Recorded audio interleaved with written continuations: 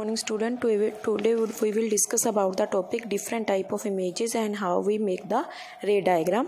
So क्या है, हमने सबसे पहले पता करनी है कि इमेजेस क्या कौन कौन से टाइप की इमेजेस बनती है हमारे स्फेरिकल मिरर के अंदर.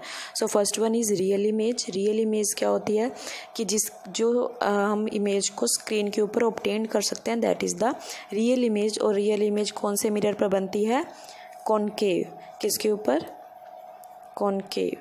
कॉनकेव मिरर के ऊपर कौन सी इमेज बनती है? हमारी रियल इमेज.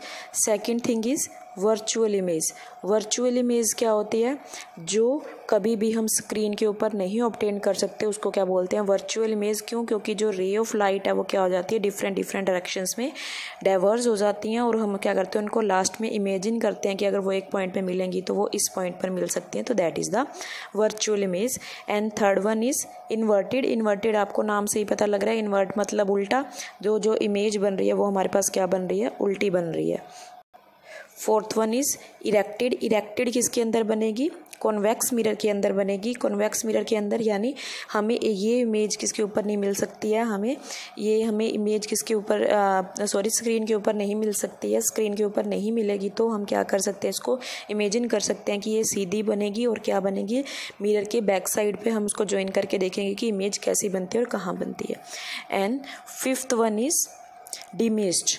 यानी जब इमेज का साइज़ क्या हो जाएगा, बहुत छोटा हो जाएगा, दैट इज़ द डिमिश. डिमिश का मतलब ही क्या होता है?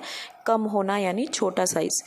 And last one is magnified image. यानी जो इमेज हमारे पास ऑब्जेक्ट था वो तो क्या था, छोटा था, बट उसकी इमेज क्या बन रही है, अनलार्ज होकर बन रही है, बड़ी बन रही है, that is the magnified image. तो हमारे पास क्या है, 6 टाइप ऑफ इमेजेस बनती हैं. First one is magnifying, second one is diminished, third one is inverted, fourth one is virtual, fifth one is real, and last one is erected.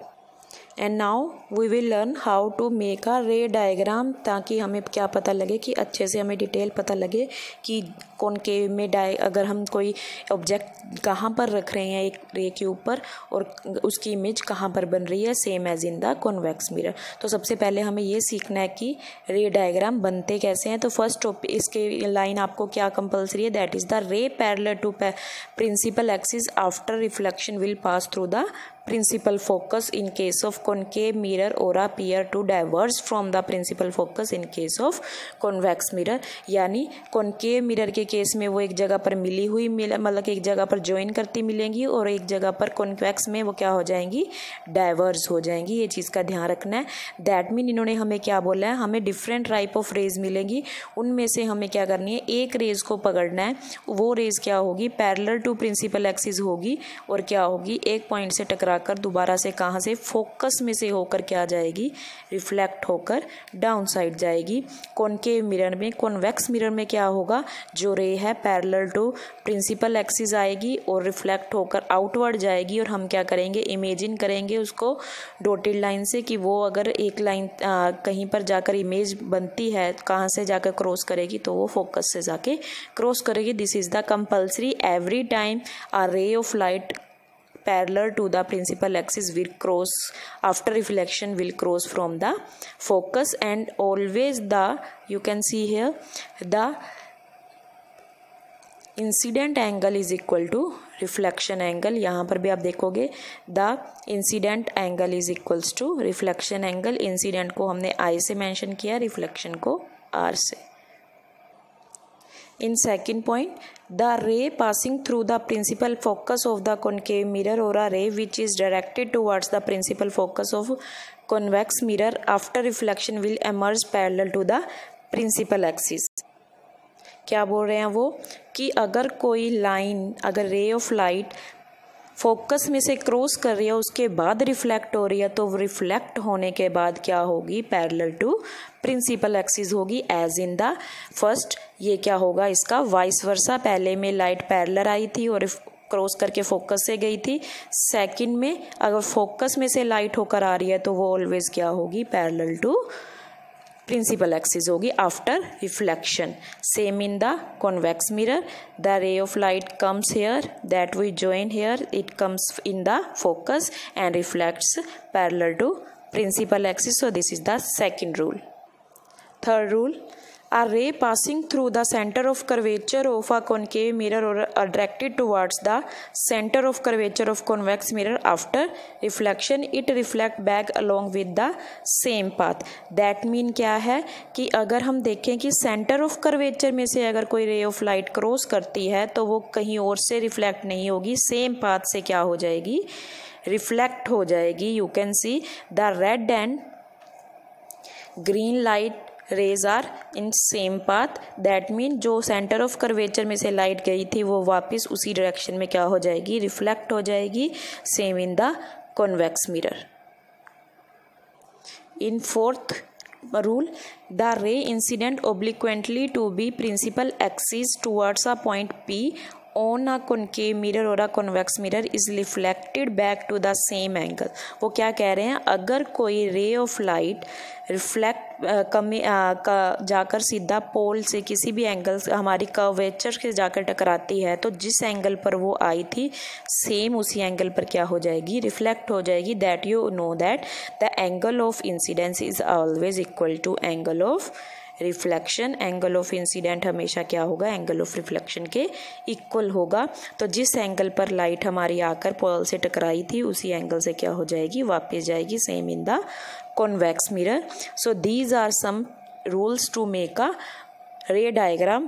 First one is, if the ray is parallel to principal axis it always cross reflect from the focus. ये reflect होकर हमेशा focus से जाएगी. Second rule is, if ray is coming in cross with the focus it always reflect in the parallel of principal axis. हमेशा parallel principal axis से होकर reflect होगी वो. इफ़ सेंटर ऑफ कर्वेचर में रे ऑफ लाइट आती है तो वो उसी सेम पाथ से क्या हो जाएगी, रिफ्लेक्ट हो जाएगी. एंड लास्ट वन इज़, अगर वो किसी एंगल से आकर हमारे कर्वेचर के साथ टकराती है तो सेम उसी एंगल पर क्या हो जाएगी, रिफ्लेक्ट हो जाएगी. Now let's take 2 examples to how to make the ray diagram. First one is at infinity. जब क्या हो गई, हमारी इमेज इन्फिनिटी हो गई. इसका एग्जांपल आप ये भी ले सकते हो कि अगर आप हमारी अर्थ से मून को देखते हो या स्टार्स को देखते हो, क्या ये आपको उतनी ही साइज़ के नज़र आते हैं जितने साइज़ के आप देखते हो, या उसमें कोई साइज़ में चेंज होता है. उनके बेसिस पे आप साइज़ का तो एक आइडिया लगा सकते हो. तो आपको क्या है, हमारा जो ऑब्जेक्ट है वो कहाँ पर है, इन्फिनिटी पर है. हमारी जो इमेज बनेगी वो कहाँ बनेगी, फोकस पर. और क्या होगी, उसका क्या स्ट्रक्चर होगा, हाईली डिमिश होगी. आपको जो मून का साइज़ है वो क्या उतने साइज़ का नज़र आता है जो है रियल में, नहीं, वो आपको हाईली डिमिश नज़र आता है. अप्रोक्सीमेटली जो वो उसका साइज़ है उसके अगर हम अब उसका अनुमान लगाएं एक, तो क्या होगा, उसका पॉइंट साइज़ होगा. और जो क्या बनेगी, हमारे पास जो इमेज बनेगी वो क्या होगी, रियल होगी और इन्वर्टेड होगी. आप कहोगे कि हम जो देख रहे हैं हमें तो मून सही सीधा नज़र आता है, आप कह रहे हो कि इन्वर्टेड बनेगी. हमारी आइज़ के अंदर लेंस होता है, मिरर नहीं होता है. और हमारी आइज़ की ये खासियत होती है कि वो क्या करती है, हमेशा इमेज को इन्वर्टेड बनाती है. बट हमारा माइंड क्या करता है, हमारा ब्रेन क्या करता है, उसको इरेक्ट यानी सीधी, इरेक्ट कह रही हूँ, एकदम उसको सीधी कर देता है. किससे, इन्वर्टेड इमेज को. तो जो इमेज बनेगी वो क्या होगी, इन्वर्टेड बनेगी. So here is the diagram. You can see the image is at the infinity. जो इमेज है वो कहाँ है, इन्फिनिटी पे है. और आपने क्या देखा है, एक कोई भी नंबर ऑफ रेज आएंगी, हमने कोई भी 2 रेज उठानी है. पहली रेज को हमने पैरेलल ऑफ एक्सिस लिया तो वो क्रॉस कहाँ से करेगी, हमारी फोकस से करेगी. सेकंड हमने क्या किया है, हमने एक रे ली है जो कर्वेचर से क्या जा रही है, बिल्कुल सीधी जा रही है, उसको उसी रो से उसको वापस किया है. सेकंड रो भी पैरेलल ऑफ लाइन आ रही है, उसको फोकस से क्या किया, हमने क्रॉस किया. और वो 2 लाइंस जहाँ पर मेट कर रही हैं मैक्सिमम, वो दैट इज़ द फोकस. और वहाँ पर हमारी क्या बनेगी, इमेज बनेगी. अगर इन्फिनिटी पर कोई ऑब्जेक्ट होगी तो हमारी इमेज क्या बनेगी, हमेशा फोकस पर बनेगी. Now take second example, beyond C. अगर बियॉन्ड सी है यानी अगर हमारे पास जो इमेज है, अब ऑब्जेक्ट है वो कहाँ रखा हुआ है, हमने सेंटर ऑफ कर्वेचर के पीछे रखा हुआ है, तो उसकी पोजीशन कहाँ होगी इमेज की, between focus and centre of curvature, इन दोनों के बीच में बनेगी इमेज. डिमिश होगी, छोटे साइज़ की होगी. और क्या होगी, रियल और इन्वर्टेड होगी. जितनी भी इमेजेस रियल बनेगी मैक्सिमम उनमें से क्या होगी, इन्वर्टेड होगी. सारी की सारी उल्टी बनेगी, जिनको हम क्या कर सकते हैं, बाद में स्क्रीन के ऊपर ला सकते हैं. So this is the diagram when the image is placed beyond the centre of curvature. Centre of curvature के पीछे हमने रखी है, तो आप देखोगे एक रेज तो क्या जाएगी parallel of principal axis, cross कहाँ से करेगी फोकस में से। सेकंड लाइन क्या जा रही है सेंटर ऑफ कर्वेचर में से, उसी में से क्या जा रही है वापस जा रही है।